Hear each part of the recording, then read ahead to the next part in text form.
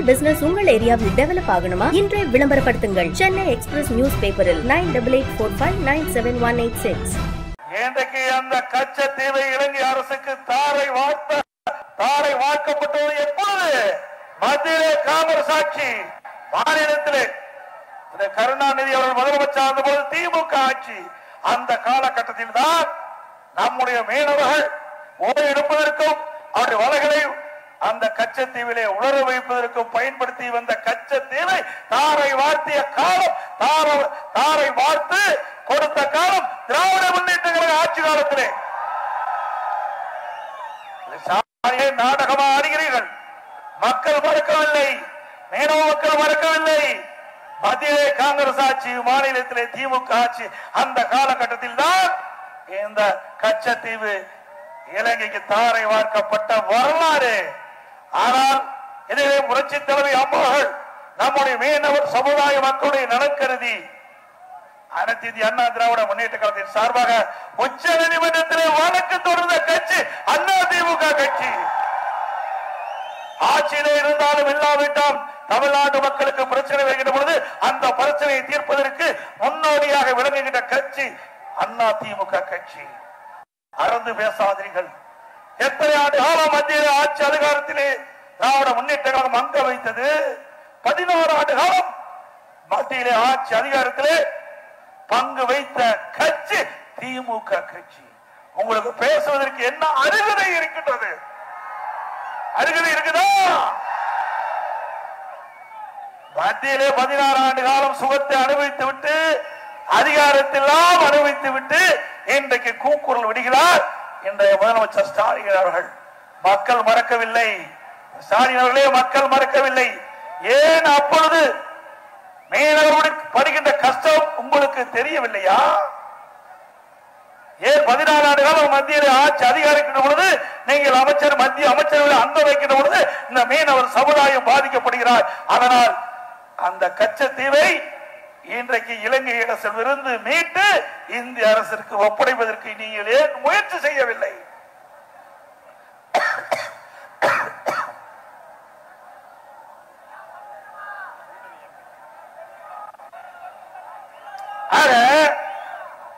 இன்றைக்கு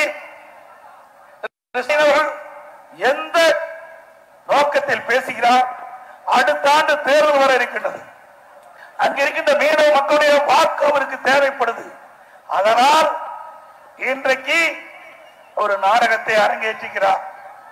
ஏதோ அனைத்து இந்திய அண்ணா திராவிட முன்னேற்ற கழகம் இந்த மீனவர் சமுதாயத்தின் மீது அக்கறை இல்லாத போலும், திராவிட முன்னேற்ற கழகம் மீனவர் சமுதாயத்தின் மீது அக்கறை இருப்பதை போல ஒரு தோற்றத்தை உருவாக்கி இன்றைய தினம் இந்த ராமநாதபுரம் மாவட்ட ஒரு நிகழ்ச்சியிலே பேசியிருக்கிறார் திரு ஸ்டாலின் அவர்களே.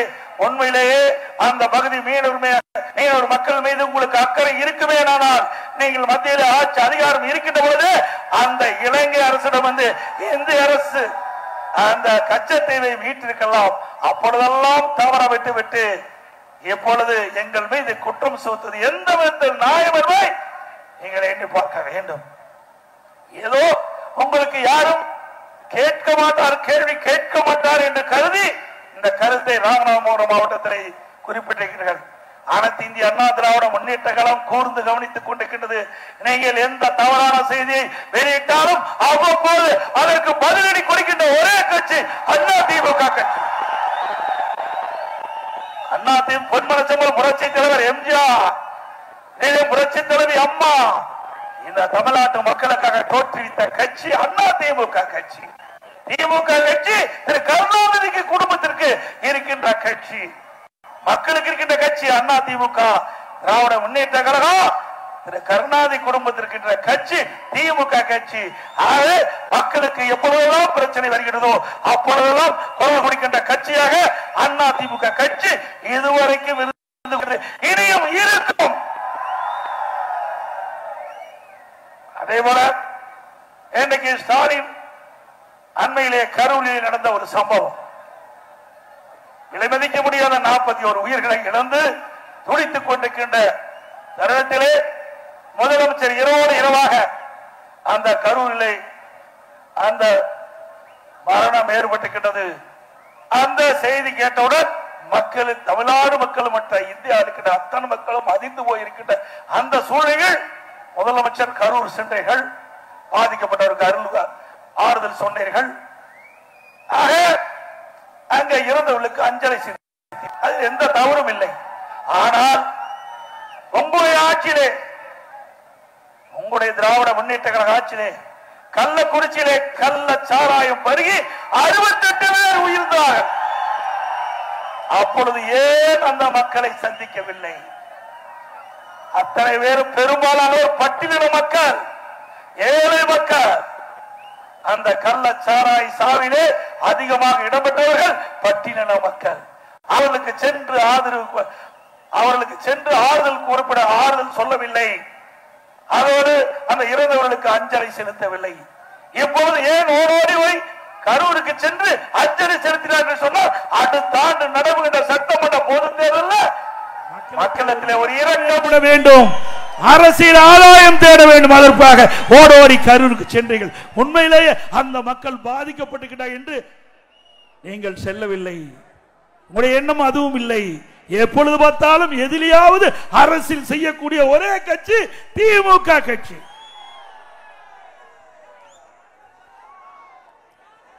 அப்புறம் சொல்றார் எடப்பாடி பழனிசாமிக்கு கொள்கைகள் என்று.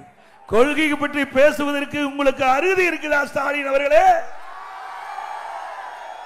உங்களுக்கு எல்லாம் தெரியும். இந்தியா கூட்டணி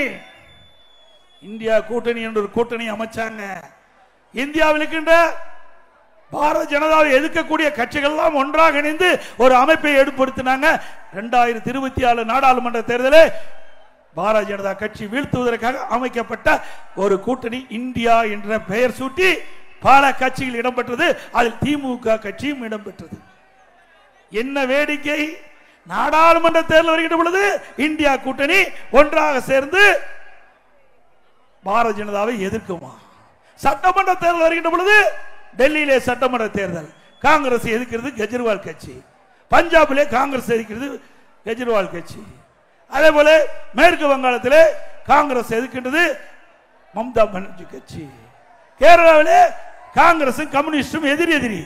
இப்படி மாநிலத்தில் எதிராக, நாட்டில் நாடாளுமன்ற தேர்தல் இந்தியா கூட்டணி. நீங்களா கொள்கையுடைய கட்சி என்றால் எந்த தேர்தல் வந்தாலும் அந்த தேர்தலில் உடன்பட்டு ஒரே கொள்கையுடைய கட்சியாக இருந்தால்தான் அது கொள்கையுடன் உண்டான கட்சி என்று பொருள். ஆனால் உங்களுக்கு அப்படியல்ல, அதிகாரத்துக்கு வர வேண்டும். எப்படியாவது மத்தியில் அதிகாரத்துக்கு வர வேண்டும். எப்படிப்பட்ட வேஷ வேணாலும் போட தயாராக இருக்கின்ற கட்சி திமுக கட்சி, திமுக தலைவர். அந்த அடிப்படையில் தான் இந்தியா கூட்டணி அமைந்திருக்கின்றது.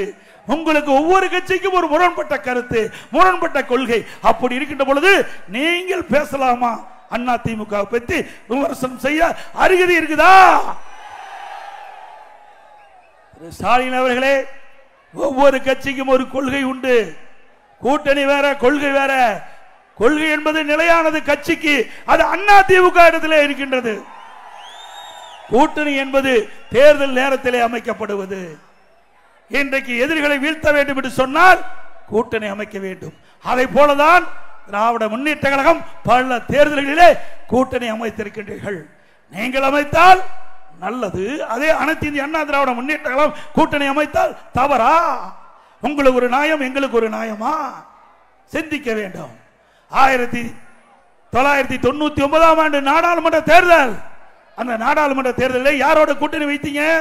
பாரதிய ஜனதா கட்சியோட கூட்டணி வைத்து நாடாளுமன்ற தேர்தலில் போட்டியிட்டீர்கள். அப்பொழுது திராவிட முன்னேற்ற கழகம் பாரதிய ஜனதா வெற்றி பெற்று மத்தியிலே பாரதிய ஜனதா ஆட்சி அமைக்கப்பட்டது. அப்பொழுது திராவிட முன்னேற்ற கழகத்தை சேர்ந்த முரசொலி மாறன் மத்திய அமைச்சராக பதவி வகித்தார். அது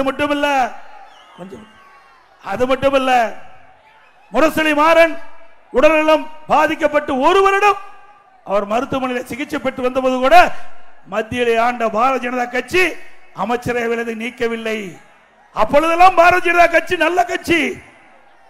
இப்பொழுது அண்ணா திமுக கூட்டணி வச்சா மதவாத கட்சி. என்ன நியாயம்? அதோட 2001ஆம் வருஷம் சட்டமன்ற பொது தேர்தல். அந்த சட்டமன்ற பொது தேர்தலில் திராவிட முன்னேற்ற கழகம் பாரதிய ஜனதா கூட்டணி அமைச்சு போட்டிட்டுதா இல்லையா? அப்பொழுது பாரதிய ஜனதா கட்சி நல்ல கட்சி. நீங்கள் ஆட்சி அதிகாரத்துக்கு வர வேண்டும் என்றால் யாருடன் வேண்டாலும் கூட்டணி வைப்பீர்கள், யாருக்கால வேணாலும் பிடிப்பீர்கள், யாருக்கு வேணாலும் அடிமையாக இருப்பீர்கள். அண்ணா திமுக அப்படி அல்ல. உங்களை வீழ்த்த வேண்டும், தீய சக்தி திமுகவை வீழ்த்த வேண்டும். அந்த நோக்கத்தின் அடிப்படையிலே நாங்கள் கூட்டணி அமைச்சிருக்கிறோம். அதே போல பாரதிய ஜனதா கட்சி ஊழல் நிறைந்த திமுகவை அகற்ற வேண்டும். ஆகவே இரண்டு கட்சியுடைய நோக்கம் திராவிட முன்னேற்ற கழக ஆட்சியை அகற்ற வேண்டும் என்பது அந்த ஒத்த கருத்துடைய கட்சியின் அடிப்படையிலே அண்ணா திமுக பாரதிய ஜனதா கூட்டணி அமைத்திருக்கின்ற என்பதை இந்த முதலமைச்சர் உணர வேண்டும். இன்றைக்கு திரு ஸ்டாலின் பேசுறாருல்ல, பாருங்க இந்த படத்தை பாருங்க. நாடாளுமன்ற தேர்தல் நல்லா பார்த்துக்க. ஏன்னா ஆதாரத்தோட நாங்க சொல்றோம். 1999ஆம் ஆண்டு நாடாளுமன்ற தேர்தல் முடிந்த பிறகு மத்தியிலே முரசொலி மாறன் அமைச்சராக இருக்கின்றார், திரு கருணாநிதி தமிழகத்திலே முதலமைச்சராக இருக்கின்றார். அப்பொழுது வாஜ்பாய்க்கு மைக்கு சரி பண்ணி கொடுக்கிறாங்க. இந்த வேலையை கூட நீங்க பார்த்தீங்க. மத்தியில் இருக்கின்ற பாரதிய ஜனதா ஆட்சிக்கு மைக்க சரி பண்ணிக்கிற வேலை கூட உங்களுடைய முதலமைச்சரும் இன்னைக்கு திரு முரசொலி மாறனும் சரி பண்ணி கொடுத்தீங்களே. நீங்க எங்களை பத்தி பேசலாமா? அது மட்டுமல்ல, இன்றைய தினம் யாரோட கூட்டணி வச்சிருக்கிறாரு? காங்கிரஸ் கட்சியோட கூட்டணி வச்சிருக்கிறார்.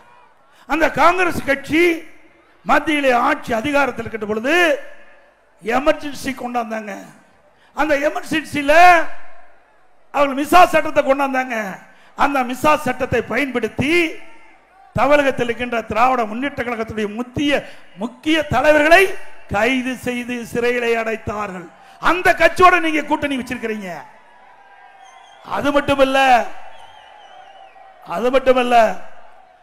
கிட்டத்தட்ட ஒரு வருடத்திற்கு முன்பு திரு கருணாநிதி அவருடைய நூற்றாண்டு விழா நடந்தது.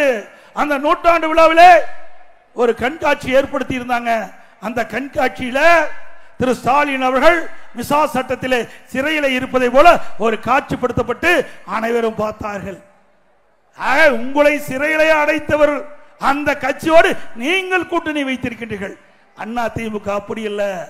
அண்ணா திமுக திராவிட முன்னேற்ற கழகம் என்ற ஆட்சி அகற்ற வேண்டும் என்பதற்காக நாங்கள் கூட்டணி வைத்திருக்கின்றோம்.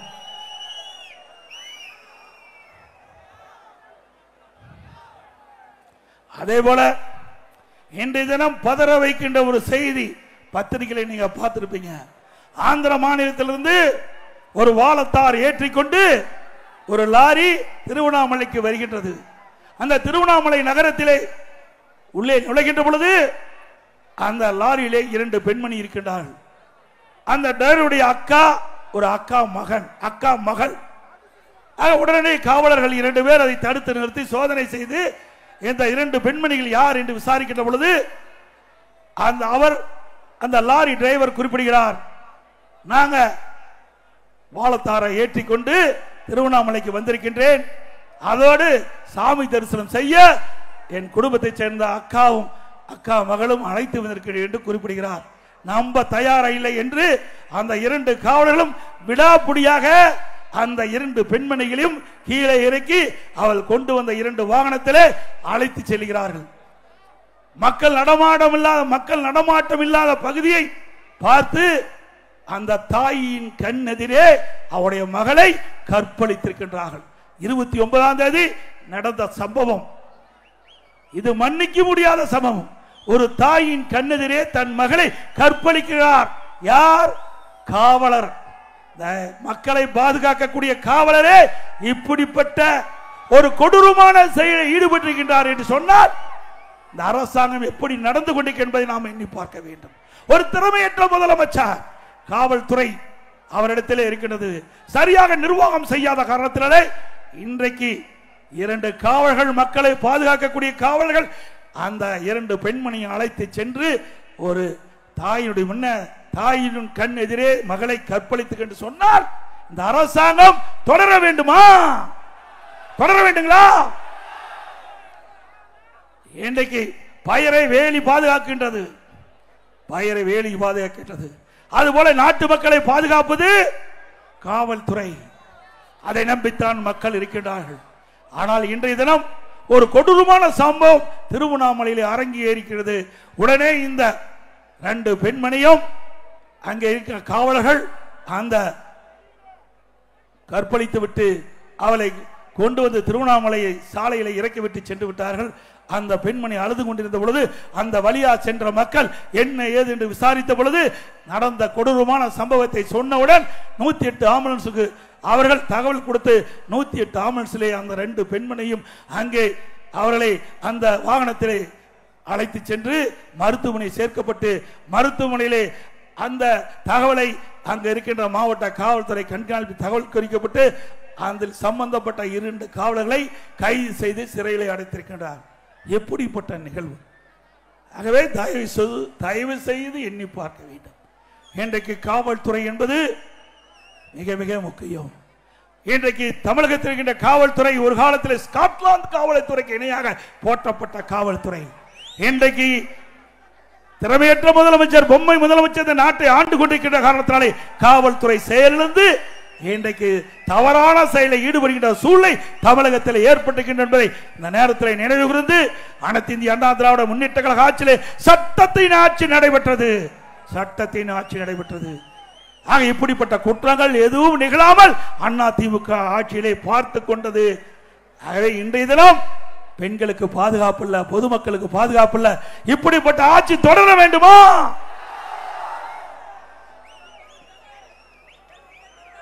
அதே போல இன்றைக்கு தமிழகத்தில் சட்ட ஒழுங்கு அடியோடு சீர்கட்டு விட்டது. அதற்கு காரணம் இன்றைக்கு போதைப் பொருள் விற்பனை, பல ரூபத்தில் போதைப் பொருள் விற்பனை நடக்குது. இன்றைக்கு கஞ்சா கிராமத்திலிருந்து நகரம் வரை விற்காத இடமே இல்லை. அந்த போதைப் பொருள் பல வடிவத்தில் இன்றைய தினம் வெளியிலே வந்ததாக செய்திகள் பரவலாக தெரிவிக்கின்றன. அப்படிப்பட்ட கஞ்சாவை தடை செய்ய வேண்டும். அதற்காக ஒரு டிஜிபி இருந்தார். அவர் இந்த கஞ்சாவை தடை செய்வோம் என்று 2.0, 3.0, 4.0 போட்டு ரிட்டையர் ஆயிட்டார். கடைசி வரைக்கும் கஞ்சாவை கண்டே பிடிக்கல. ஏன்னா பெரும்பாலும் திமுக கட்சி நிர்வாகி துணையோடு தான் இந்த கஞ்சா விற்பனை தமிழகத்தில் அமோகமா நடந்துகிட்டு இருக்குது. அப்ப எப்படி போய் காவல்துறை இந்த கஞ்சாவை கட்டுப்படுத்த முடியும்? அது மட்டும் இல்ல, 2 ஆண்டுக்கு முன்பு காவல்துறை மானிய கோரிக்கை முதலமைச்சர் அவருடைய டிபார்ட்மெண்ட் அவருடைய துறை அந்த மானிய கோரிக்கை நடந்து கொண்டிருக்கும் போது அந்த காவல்துறை மானிய கோரிக்கையில் 20வது பக்கம் 2வது பேரா என்று கருதுகிறேன். அதில் குறிப்பிட்டிருக்கார், பள்ளிக்கு அருகிலே கல்லூரிக்கு அருகிலே 2348 பேர் கஞ்சா விற்றதாக கண்டுபிடிக்கப்பட்டது. அவர் கைது செய்யப்பட்டது 148 பேர், கண்டுபிடிக்கப்பட்டது 2348, சிறையிலே அடைக்கப்பட்டது 148 பேர். மற்றவர்கள் எங்கே போனார்கள்? கஞ்சா வச்சா குற்றம், கொண்டு போனா குற்றம், விற்றா குற்றம். அப்படி இருக்கின்ற பொழுது நீங்களே உங்களுடைய காவல்துறை மானிய கோரிக்கையில குறிப்பிட்டிருக்கிறீங்க, என்ன விவரம் என்று கேட்டா பதிலே இல்லை. ஏன்னா மற்றவங்க திமுக காரன், 148 பேரை தவிர்த்து மீதி எல்லாம் திமுக காரர். அதனால காவல்துறை கைது செய்ய முடியல. அப்ப எப்படி போய் கஞ்சாவை கட்டுப்படுத்த முடியும்? சிந்திச்சு பாருங்க. இன்றைக்கு தமிழகத்தை பொறுத்த வரைக்கும் மற்ற மாநிலத்தை காட்டிலும் அமைதியாக இருக்கின்ற ஒரு மாநிலம், அமைதி பூங்காவாக திகழ்கின்ற மாநிலம் தமிழ்நாடு. அப்படிப்பட்ட மாநிலத்தில் இப்படி திறமையற்ற முதலமைச்சர் தமிழகத்தை ஆளுகின்ற காரணத்தினால இப்படிப்பட்ட நிகழ்வுகள் அன்றாடம் நடைபெற்றுக் கொண்டிருக்கின்றன. இந்த கஞ்சா போதை ஆசாமியால் தான் கொலை, கொள்ளை, திருட்டு, வழிப்பறிவு, பாலியல் வன்கொடுமை நடக்காத நாளே இல்லை. சிறுமி முதல் பாட்டி வரை யாரையும் விட்டு வைக்கல. அப்படிப்பட்ட கொடூரமான நிகழ்வு தமிழகத்திலே நடந்து கொண்டிருக்கிறது. இதற்கெல்லாம் முடிவு கேட்டுக்கின்ற தேர்தல் 2026 சட்டமன்ற தேர்தல். அது மட்டுமல்ல, இன்றைக்கு திராவிட முன்னேற்ற கழக ஆட்சியில விலைவாசி விண்ணை முட்டுகின்ற அளவுக்கு உயர்ந்து விட்டது. அரிசி விலை உயர்வு, பருப்பு விலை உயர்வு, எண்ணெய் விலை உயர்வு, இதையெல்லாம் கண்டுகொள்ளவே இல்லை. இந்த ஆட்சியில் அதெல்லாம் கண்டுகொள்ளவே இல்லை. ஆனா அண்ணா திமுக ஆட்சியில் விலை உயர்கின்ற பொழுது விலை கட்டுப்பாட்டு நிதி என்ற ஒரு நிதியை 100 கோடி ஒதுக்கி எந்த உணவுப் பொருள் விலை ஏறுகிறதோ அந்த உணவுப் பொருள் எந்த மாநிலத்தில் விலை குறைவாக கிடைக்கிறதோ உடனடியாக அங்கே சென்று கூட்டுறவுத்துறையின் மூலமாக அந்த உணவுப் பொருளை கொள்முதல் செய்து வந்து தமிழகத்திலே அதை விற்பனை செய்து அந்த விலை ஏற்றத்தை தடுத்த அரசாங்கம் அண்ணா திமுக அரசாங்கம். ஏழை மக்களை பாதுகாத்த அரசாங்கம் அண்ணா திமுக. உங்களுடைய ஆட்சியிலே பார்க்க முடியுதா? ஏன்னா வீட்டில் இருக்கிற பிரச்சனையை தீர்க்க முடியல. யார் ஆட்சிக்கு அடுத்த ஆட்சிக்கு யார் அடுத்த அதிகாரத்துக்கு யார் வர வேண்டும் என்று அதிகார போட்டி ஸ்டாலின் குடும்பத்தில் இருந்து கொண்டிருக்கிறது. ஒரு முதலமைச்சர் இருந்தாவே தமிழ்நாடு தாக்கு பிடிக்க முடியாது. ஆனா திமுகவில் 4 அதிகார மையம் இருக்குது. தமிழகத்தில் திரு ஸ்டாலின் குடும்பத்தில் 4 அதிகார மையம்.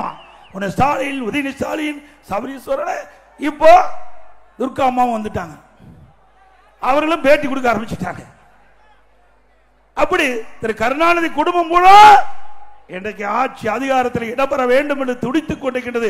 நாட்டு மக்களை பற்றி கவலைப்படாத கட்சி திமுக கட்சி என்பதை நாம் எண்ணி பார்க்க வேண்டும். அது மட்டுமல்ல, இன்றைக்கு மின் கட்டணம் 67% உயர்த்தப்பட்டு விட்டது. 67% மின் கட்டணம் உயர்த்தப்பட்டு விட்டது. இன்றைக்கு நகரத்தில் பேரூராட்சியில் வீட்டு வரி 100% உயர்த்தப்பட்டு விட்டது. கடவரி 150% உயர்த்தப்பட்டு விட்டது. குடிநீர் வரி உயர்த்தப்பட்டது. குப்பைக்கு வரி போட்டாங்க. இப்படி தமிழக மக்கள் மீது வரி மேல் வரி போட்டு மக்களை வாட்டி வதைக்கின்ற அரசாங்கம் விடியா திமுக அரசாங்கம் என்பதை நேரத்தில் எண்ணி பார்க்க வேண்டும். அதே போல கொரோனா காலம் கடுமையான சோதனை.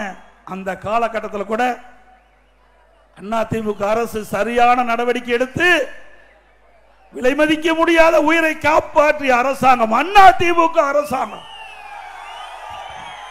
உங்களுக்கு நல்லா தெரியும், இன்றைக்கு ஸ்டாலின் அவர்கள் எந்த பிரச்சனையும் இல்லை. ஆனா இப்ப கூட சட்ட ஒழுங்கை பராமரிக்க முடியல.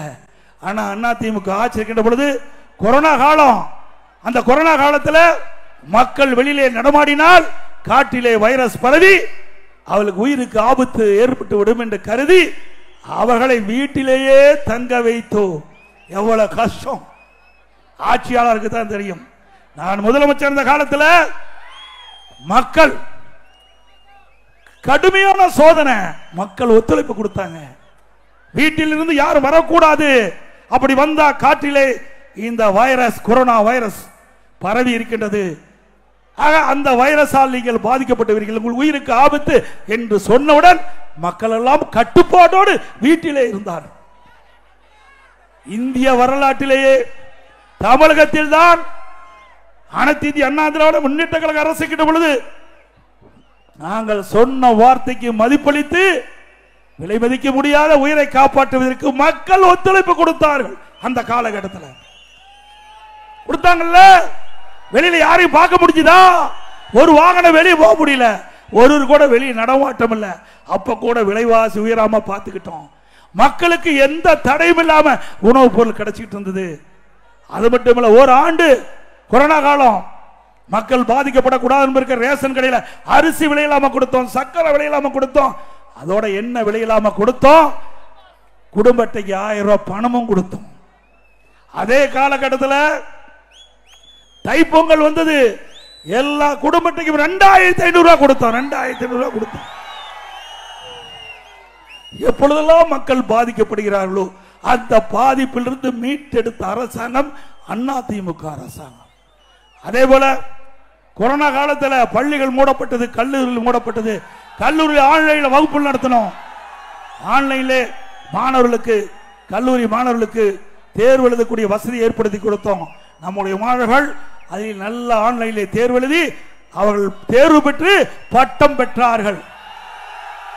பள்ளியிலே படிக்கணுமானவருக்கு ஆல் பாஸ் போட்டு கொடுத்தோம். அதே போல திராவிட மாடல் ஆட்சி திரு ஸ்டாலின் அவர்கள் ஒரு திறமையான மாணவர்களாக உருவாக்க வேண்டும் என்று அம்மா அவர்கள் கருதினார்கள். அந்த அடிப்படையில் இந்தியாவிலேயே எந்த மாநிலத்திலும் இல்லாத ஒரு அற்புதமான திட்டத்தை கொண்டு வந்து அரசு பள்ளியை படிக்கிற மாணவ செல்வங்களுக்கு லேப்டாப் கொடுக்கிற திட்டத்தை கொண்டு வந்தோம். தமிழகத்தில் 52,35,000 மாணவ மாணவிகளுக்கு லேப்டாப் கொடுத்த அரசாங்கம் அண்ணா திமுக அரசாங்கம். அதற்காக 7,300 கோடி அண்ணா திமுக ஆட்சியில் நிதி ஒதுக்கீடு செய்யப்பட்டு ஒரு விஞ்ஞான அறிவுள்ள அறிவு திறன் நம்முடைய மாணவர்களுக்கு கிடைக்க செய்த அரசாங்கம் அண்ணா திமுக அரசாங்கம். அதையும் நிறுத்திய அரசாங்கம் திமுக அரசாங்கம். மீண்டும் அண்ணா திமுக ஆட்சி உங்கள் துணையோடு மலரும். நிறுத்தப்பட்ட லேப்டாப் திட்டம் மாணவர்களுக்கு தொடரும்.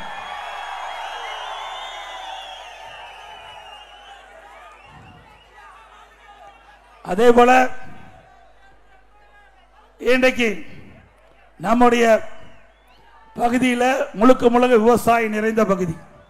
நல்லா தெரியும். நான் வர்ற வழியில பார்த்தேன். எல்லா வீட்டுக்கு முன்னாடி கறவை மாடு கட்டிட்டு இருக்குது, கறவை பஸ் இருக்குது. நானும் ஒரு விவசாயி, நானும் இந்த வரைக்கும் விவசாயம் தான் பண்ணிட்டு இருக்கிறேன். என்னுடைய பிரதான தொழிலே விவசாயம். அப்படி விவசாயியுடைய உப தொழில் கால்நடை வளர்ப்பு. அந்த கால்நடை வளர்ப்பின் மூலமாக, கறவை மாடுகள் மூலமாக அந்த பாலை கறந்து அதை விற்று அந்த குடும்பம் பிழைத்துக் கொண்டிருக்கின்றது. அதை கருத்திலே கொண்டு நான் முதலமைச்சர் இருந்த பொழுது இப்படிப்பட்ட இந்த ஏழை விவசாயி தொழிலாளி இந்த கறவை மாடை வளர்த்துக் கொண்டிருக்கின்றார்கள். அவர்களுக்கு கூடுதலாக அந்த கறவை பசுகள் பால் கொடுக்க வேண்டும் என்ற ஒரே எண்ணத்தில் நான் அமெரிக்கா சென்ற பொழுது பஃபலோ பால் பண்ணைக்கு சென்று பார்வையிட்டேன். ஒரு பசு ஒரு நாளைக்கு 65 லிட்டர் பால் அதிலே கறக்குது. 65 லிட்டர் பால் கறக்குது. உடனே அதிகாரிகளை அழைத்தேன். ஏன் தமிழ்நாட்டிலையும் நம்முடைய விவசாயிகளுக்கு, விவசாய தொழிலாளிக்கு இந்த கலப்பின பசுக்களை உருவாக்கி நம்முடைய தமிழ்நாட்டுடைய சீதோஷ நிலைக்கு தக்கவாறு பசுக்களை உருவாக்கி ஆராய்ச்சி மூலமாக உருவாக்கி நம்முடைய விவசாயிகளுக்கு, விவசாய தொழிலாளிக்கு இலவசமாக கொடுக்கப்பட்டால் ஒரு நாளைக்கு ஒரு பசு, இந்த கலப்பின பசு ஆராய்ச்சி மூலமாக இன்றைக்கு உருவாக்கப்பட்டு விவசாயிகளுக்கு கொடுத்தா 45 லிட்டர் நமக்கு கொடுக்கும். ஒரு நாளைக்கு ஒரு பசு 45 லிட்டர் கொடுக்கும். அதற்காக தமிழகத்திலே இந்த ஆசியாவிலேயே மிகப்பெரிய கால்நடை பூங்கா நம்முடைய தலைவாசல் கூட்டு ரோட்ல 1000 கோடியில 1050 ஏக்கர்ல அதை கட்டுவதற்கு முற்பட்டேன். பணி துவங்கப்பட்டது. இடையில கொரோனா வந்தது, காலதாமதம் ஆச்சு. இருந்தாலும் கால்நடை மருத்துவக் கல்லூரி நான் திறந்து விட்டேன். அண்ணா திமுக ஆட்சியிலே 90% பணிகள் நிறைவு பெற்றது. எஞ்சி 10% பணிகள் தான் அந்த கால்நடை பூங்கா பணிகள் நிலுவிலே இருந்து விடியா திமுக அரசு ஆட்சிக்கு வந்த பிறகு அரசியல் கால்புரட்சியின் காரணமாக 3 ஆண்டு கிடப்பிலே போட்டு விட்டார்கள். நான் தொடர்ந்து சட்டமன்றத்தில் வலியுறுத்திய காரணத்தினால் அதை 10% பணியை பூர்த்தி செய்து கடந்த ஆண்டு திறந்து வச்சாங்க. அப்படியே விட்டுட்டாங்க. இதுல என்னங்க அரசியல் இருக்குது? விவசாயிகளுடைய விரோத அரசு திமுக அரசு. இந்த விவசாயிகளுக்கு வயிற்றில பால் வார்க்கிற திட்டம் சாதாரண திட்டமா? 1000 கோடி முழுக்க முழுக்க மாநில நிதியிலிருந்து அந்த கால்நடை பூங்கா பணியை நான் துவக்கினேன். ஒவ்வொரு பகுதியும் என்னுடைய நேரடி பார்வையிலே இருந்தது. நானும் ஒரு விவசாயி என்ற காரணத்தினாலே அதில் முழுமையாக என்னுடைய கவனத்தை செலுத்தி நம்முடைய விவசாயிகளுக்கு, விவசாய தொழிலாளிகளுக்கு இந்த கலப்பின பசுக்களை உருவாக்கி தர வேண்டும் ஆராய்ச்சியின் மூலமாக என்று கருதி இந்த திட்டத்தை கொண்டு வந்தேன். முடக்கி வைத்திருக்கிறார்கள். மீண்டும் அதிமுக ஆட்சி வளர்ந்தவுடன் விவசாயிகள் பயன்பெற, விவசாய தொழிலாளர்கள் பயன்பெற இந்த கலப்பின பசுக்களை விலையில்லாம நம்முடைய விவசாயிகளுக்கு, விவசாய தொழிலாளிக்கு கொடுத்து பால் உற்பத்தியை பெருக்கி இந்தியாவிலேயே பால் உற்பத்தி பெருப்பதில் முதல் மாநிலம் தமிழ்நாடு. கிராமப்புற பொருளாதாரத்தை மேம்பாடு அடைய செய்யும். கிராமப்புற பொருளாதாரம், ஏழை விவசாயி, விவசாய தொழிலாளி அவருடைய கிராம பொருளாதாரம் ஏற்றம் பெறுவதற்கு அண்ணா திமுக ஆட்சி அமைந்தவுடன் இந்த கலப்பின பசுக்கள் நம்முடைய மக்களுக்கு கொடுக்கப்படும். அது மட்டும் இல்ல, நீங்க சிந்திச்சு பாருங்க. இன்னைக்கு சிந்து மாடு அது கெடேரிக்கு என்று போட்டா வளர்த்தி நாம அதை வளர்க்கிறோம். அதே காலக்கன்று போட்டா அதை விற்பனை செஞ்சிடறோம். இது என்னுடைய கவனத்துக்கு வந்த உடனே விவசாயி என்ன கன்று வேண்டும் என்று நினைக்கின்றாரோ அதே கன்று அந்த பசு ஈண்டுகின்ற அளவிற்கு விஞ்ஞான முறையில் அந்த திட்டத்தை கொண்டாந்தேன். ஊட்டியில் 50 கோடியில அந்த பணியை தூக்கினே பாதியிலே நிறுத்திட்டாங்க. இன்றைக்கு சிந்து பஸ்ல கெடேரிக்கருவி என்ன கெடேரிக்கு, அதே போல காங்கியம் பசு அதுக்கு காலக்கன்று என்ன காலக்கன்று. விவசாயி என்ன நினைக்கிறாரோ, என்ன விரும்புகிறாரோ அந்த கன்றை அந்த பசு மூலமாக அவர்களுக்கு வழங்குகின்ற ஒரு திட்டம், அற்புதமான திட்டம், அதையும் முடக்கிட்டாங்க. அதுபோல இந்த ஆராய்ச்சி நிலையம், கால்நடை பூங்காவில் ஆடு ஆராய்ச்சி நிலையம், நாம் வளர்க்கின்ற ஆடு ஒரு வருஷத்துக்கு 20 கிலோ கிடைக்கும். அதே இந்த ஆராய்ச்சி நிலையத்தின் மூலமாக உருவாக்கப்பட்ட அந்த ஆடு ஒரு வருஷம் வளர்த்தா 40 கிலோ எடை கிடைக்கும். அதையும் இந்த ஆராய்ச்சி நிலையத்தின் மூலமாக நம்முடைய ஆடுகளை உருவாக்கி விவசாயிகளுக்கு இலவசமாக கொடுத்து அவருடைய பொருளாதார மேம்பாடைய திட்டத்தை கொண்டாந்தேன். அதே போல கோழி வளர்ப்பு, மீன் வளர்ப்பு, பன்றி வளர்ப்பு இதையெல்லாம் அந்த ஆராய்ச்சி நிலையத்திலே கொண்டு வந்தேன். அதையும் மூடிவிட்டாங்க. மீண்டும் உங்கள் துணையோடு அதிமுக ஆட்சி மலர்ந்தவுடன் இந்த கால்நடை பூங்காவிலே ஆராய்ச்சி தொடங்கப்படும். விவசாய தொழிலாளிகளுக்கு இந்த கலப்பின பசு, ஆடு, பன்றி, கோழி, மீன் அனைத்து வளர்ப்பதற்கு உங்களுக்கு தேவையான கடன் உதவியும் வழங்கப்படும். இலவசமாக பசு வழங்கப்படும். அதிமுக ஆட்சிக்கின்ற பொழுதுதான் இதை புரட்சி தலைவி அம்மா அவர்கள் கிராமப்புற பொருளாதாரம் உயரடைய வேண்டும் என்பதற்காக விலையில்லா கறவை மாடு கொடுத்தார்கள், விலையில்லா ஆடுகள் கொடுத்தோம், விலையில்லா கோழியும் நாங்கள் கொடுத்தோம். கிராமப்புறத்தில் இருக்கின்ற ஏழை மக்களுக்கு பொருளாதாரம் அதிகரிக்க வேண்டும் என்றால் இப்படிப்பட்ட திட்டத்தின் மூலமாகத்தான் அவர்களுக்கு வருமானம் கிடைக்கும் என்ற அடிப்படையில் அதிமுக அரசு கொண்டு வந்தது. திராவிட முன்னேற்ற கழக அரசு ரத்து பண்ணிவிட்டது. மீண்டும் அதிமுக அரசு அமைந்தவுடன் இந்த விலையில்லா கரை பசுகள் நம்முடைய விவசாய தொழிலாளிக்கு வழங்கப்படும், ஏழைகளுக்கு கொடுக்கப்படும். அதே போல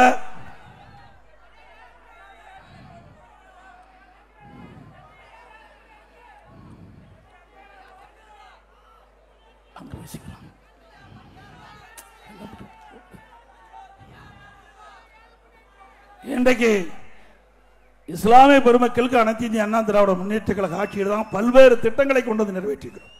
மாண்புமிகு புரட்சி தலைவி அம்மா அவர்கள் தமிழகத்துடைய முதலமைச்சர் இருந்த காலகட்டத்தில் இஸ்லாமிய பெருமக்கள் அம்மா இடத்துல கோரிக்கை வச்சாங்க.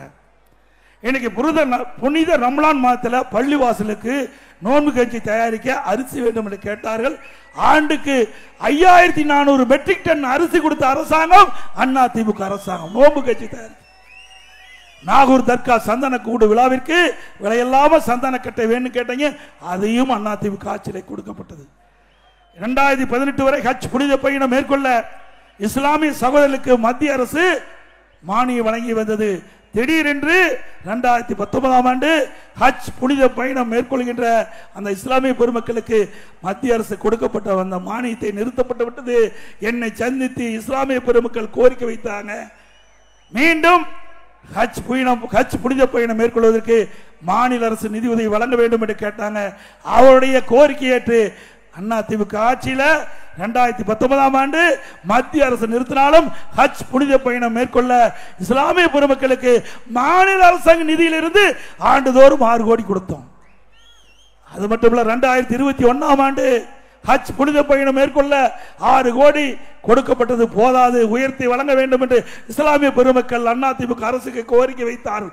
அந்த கோரிக்கையை ஏற்று அம்மாவுடைய அரசு 6 கோடியிலிருந்து 12 கோடி ரூபாயாக ஹஜ் புனித பயணம் மேற்கொள்ள இஸ்லாமிய பெருமக்களுக்கு வழங்கிய அரசாங்கம், நிதி உதவி வழங்கிய அரசாங்கம் அதிமுக அரசாங்கம். அதே போல ஹஜ் பயணிகள் சென்னையிலே தங்கி செல்ல ஹஜ் இல்ல வேண்டும் என்று கேட்டார்கள். அதற்கு 15 கோடி நிதி ஒதுக்கீடு செய்த அரசாங்கம் அதிமுக அரசாங்கம். இப்படி பல்வேறு திட்டங்களை இந்த இஸ்லாமிய பெருமக்களுக்கு கொடுத்த அரசு அதிமுக அரசு என்பதை நேரத்தில் சுட்டிக்காட்ட விளைந்து, இன்றைக்கு நம்முடைய பாலக்கோடு சட்டமன்ற தொகுதியில் ஏழை மக்கள் நிறைந்த பகுதி, பட்டியலின மக்கள் நிறைந்த பகுதி. இந்த ஏழை விவசாய தொழிலாளி பட்டியலின மக்கள் குடிசையிலே வாழ்ந்து கொண்டிருந்தால் அந்த மக்களுக்கு பல லட்சம் மதிப்புள்ள அற்புதமான கான்கிரீட் வீடு கட்டி கொடுக்கப்படும். அந்த ஏழை தொழிலாளியாக இருந்தாலும் சரி, அது விவசாய தொழிலாளியாக இருந்தாலும் சரி, கைத்தறி நெசவு தொழிலாளியாக இருந்தாலும் சரி, சலவை தொழிலாளியாக இருந்தாலும் சரி, இப்படி ஏழை குடும்பத்தில் இருக்கின்ற அவர்களுக்கு வீட்டு மனையே கிடையாது. பட்டியலின மக்களுக்கு வீட்டு மனை இல்லை. அப்படி இல்லாத மக்களுக்கு அதிமுக அரசு வந்தவுடனே அதிமுக அரசாங்கமே நிலத்தை வாங்கி அற்புதமான கான்கிரீட் வீடு இந்த ஏழைகளுக்கு கட்டி கொடுக்கப்படும். அதை ஒவ்வொரு ஆண்டு தீபாவளி வருகின்ற பொழுது நம்முடைய தாய்மார்களுக்கும் சகோதரிகளுக்கும் அற்புதமான சேலை வழங்கப்படும். அதிமுக ஆட்சி வந்தவுடனே சேலை வழங்கப்படும். அதே போல இங்க இருக்கின்ற மக்கள் மஞ்சு விரட்டு வீர விளையாட்டு வேண்டும் என்று கோரிக்கை வைத்துக் கொண்டிருக்கிறீர்கள். அதிமுக அமைச்சருடன் திருவிழா காலங்களிலே இந்த மஞ்சு விருட்டு வீர விளையாட்டு நீங்கள் இந்த மாவட்டத்தில் நடைபெற அதிமுக அரசு உங்களுக்கு உதவும் என்பதை மகிழ்ச்சியோடு தெரிவிக்கிறேன். இன்றைக்கு பாலக்கோடு சட்டமன்ற தேர்தலில் அதிமுக ஆட்சி இருக்கின்ற பொழுது பல்வேறு திட்டங்களை நிறைவேற்றி வந்திருக்கிறோம். இங்க இருக்கின்ற ஏழை எளிய குடும்பத்தில் பிறந்த மாணவ மாணவி பட்டப்படிப்பு படிப்பதற்காக பாலக்கோட்டையில் பாரத ரத்னா புரட்சி தலைவர் டாக்டர் எம்ஜிஆர் அரசு கலை மற்றும் அறிவியல் கல்லூரி அரசு பாலிடெக்னிக் கல்லூரியாக அதை மாற்றி அமைத்தது அதிமுக ஆட்சி. இன்றைக்கு அத சுயநிதி கல்லூரினா அந்த மாணவன் 10,000 ரூபாய் கல்வி கட்டணம் செலுத்த வேண்டும். அதே அரசு பாலிடெக்னிக் கல்லூரினா ஆண்டுக்கு 1000 ரூபாய் கல்வி கட்டணம் செலுத்தினா போதும், 2000 ரூபாய் கல்வி கட்டணம் செலுத்தினா போதும். அதையும் இந்த ஏழைகளுக்கு 19,500 ரூபாய் ஒரு மாணவன் சுயநிதி கல்லூரியிலே பாலிடெக்னிக் சுயநிதி கல்லூரியிலே படிக்க வேண்டும் என்று சொன்னால் 10,500 ரூபாய் கல்வி கடன் செலுத்தி வந்த நிலையை மாற்றி அந்த சர்க்கரை ஆலையில் இருக்கின்ற அந்த சுயநிதி பாலிடெக்னிக் கல்லூரியை அரசு கல்லூரியாக மாற்றி அந்த மாணவன் பாலிடெக்னிக் கல்லூரியை சேர்ந்து படிச்சா 2000 ரூபாய் கல்வி கட்டணம் செலுத்தினா போதும். இன்னைக்கு பல திட்டங்களை இந்த பாலக்கோட்டு சட்டமன்ற தொகுதியில் கூட அதை நிறைவேற்றிருக்கிறோம். பல்வேறு திட்டங்கள் நிறைவேற்றப்படாமல் இருக்குது. அதையும் நிறைவேற்றுவதற்கு அதிமுக அரசு நடவடிக்கை எடுக்கும். பாலக்கோடு சட்டமன்ற தொகுதிக்கு உட்பட்ட காரியமங்கலம் வட்டத்தில் திண்டல் ஏரி திட்டத்தின் மூலம் 34 ஏரிகளுக்கு தண்ணீர் நிரப்ப விவசாயி வாழ்வாதாரம் குறித்து வழி செய்தது. அதே போல இன்றைக்கு கிடப்பில் திமுக ஆட்சியில் கிடப்பில் போட்ட பணிகள் கிருஷ்ணகிரி மாவட்டம் தென்பெண்ணை ஆற்றின் குறுக்கே இணையக்கல் புதிரில் உள்ள அணைக்கட்டிலிருந்து கால்வாய் அமைத்து தருமபுரி மாவட்டம் தும்பல அள்ளி அணைக்கு தண்ணீர் கொண்டு வரும் வழியில் அம்மன் ஏரி முதல் நரியன அள்ளி ஏரி வரை 36 ஏரிகளுக்கு கால்வாய் அமைத்து தண்ணீர் நிரப்பும் திட்டத்திற்கு அம்மாவுடைய அரசு இருக்கின்ற பொழுது 13/2/2022 அடிக்கல் நாட்டப்பட்டது. ஆனால் விடியா திமுக ஆட்சி பொறுப்பேற்று 4 ஆண்டு ஆகியும் அந்த திட்டத்தை கிடப்பிலே போட்டிருக்குது. மீண்டும் அதிமுக ஆட்சியுடன் இந்த திட்டத்தை நிறைவேற்றி கொடுக்கப்படும். கிருஷ்ணகிரி மாவட்டம் தாளமடுவு மலைப்பகுதியில் தென்பெண்ணை ஆற்றின் குறுக்கே கட்டப்பட்டுள்ள அலியாலம் அணைக்கட்டிலிருந்து வெளியேறும் உபரி நீரை புதிய கால்வாய் அமைத்து தருமபுரி மாவட்டம் தூள்செட்டி ஏரிக்கு தண்ணீர் கொண்டு வருவதற்கான திட்டத்திற்கு 13/2/2022 அடிக்கல் நாட்டப்பட்டது. ஆனால் அந்த திட்டம் நிறைவேற்றவில்லை. விடியா திமுக அரசு மீண்டும் அதிமுக ஆட்சி அமைந்தவுடன் ஏற்கனவே அதிமுக ஆட்சியில் தொடங்கப்பட்ட அந்த திட்டத்தை நிறைவேற்றி உங்களுக்கு பயன்பாட்டு கொண்டு வரப்படும். 18/1/2021 மக்கள் கிராம சபை கூட்டத்தை அப்போது எதிர்க்கட்சி தலைவர் திரு ஸ்டாலின் நடத்தினார். நாங்கள் திராவிட முன்னேற்ற கழகம் ஆட்சிக்கு வந்தால் தூள்செட்டி ஏரிக்கு தண்ணீர் கொண்டு வருவோம் என்ற உறுதி கொடுத்தார். 53 மாதம் உடைய ஆட்சி கடந்து விட்டது. இதுவரை இந்த திட்டத்தை நிறுத்தவில்லை, இந்த திட்டத்தை நிறைவேற்றவில்லை. இப்படித்தான் மக்களை ஏமாற்றுகின்ற முதலமைச்சர் இன்றைய முதலமைச்சர் ஸ்டாலின் அவர்கள்.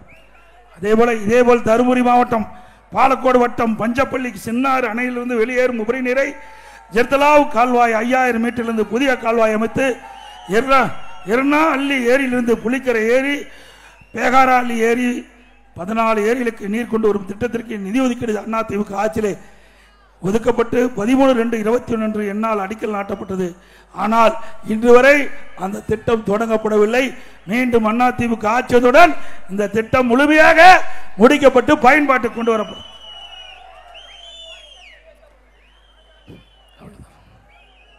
இதேபோல பல கோரிக்கைகள் வச்சிருக்கிறீங்க. அந்த தருமபுரி மாவட்டம் பாலக்கோடு வட்டம் கும்மனூர் கிராமத்தில் அருகில வேளாண்மை பட்டய கல்லூரி அமைக்க சுமார் 92 ஏக்கர் நிலம் தேர்வு செய்யப்பட்டு அதற்கான அரசாணை பிறப்பிக்கப்பட்டது.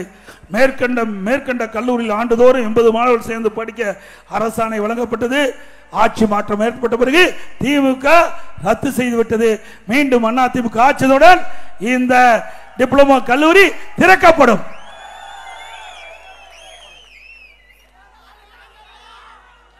அதே போல இந்த எழுச்சி பயண பொதுக்கூட்டத்திலே கலந்து கொண்டுள்ள அத்தனை பேரும் பத்திரமாக வாகனத்திலே செல்ல வேண்டும் என்று அன்போடு உங்களை கேட்டுக்கொள்கிறேன். அதே போல வாகன ஓட்டி பத்திரமாக மக்களை வீடு கொண்டு போய் சேர்க்க வேண்டும் என்று வாகன ஓட்டிக்கு ஆலோசனையும் இந்த நேரத்தில் தெரிவித்து 2026ஆம் ஆண்டு நடைபெற்ற சட்டமன்ற பொதுத் தேர்தலில் அனைத்து இந்திய அண்ணா திராவிட முன்னேற்ற கழக தலைமையில் அமைக்கப்படுகின்ற கூட்டணி சார்பாக போட்டுகின்ற வெற்றி வேட்பாளருக்கு இரட்டை சின்னத்திலே வாக்களித்து வெற்றி பெற செய்கின்றனர்.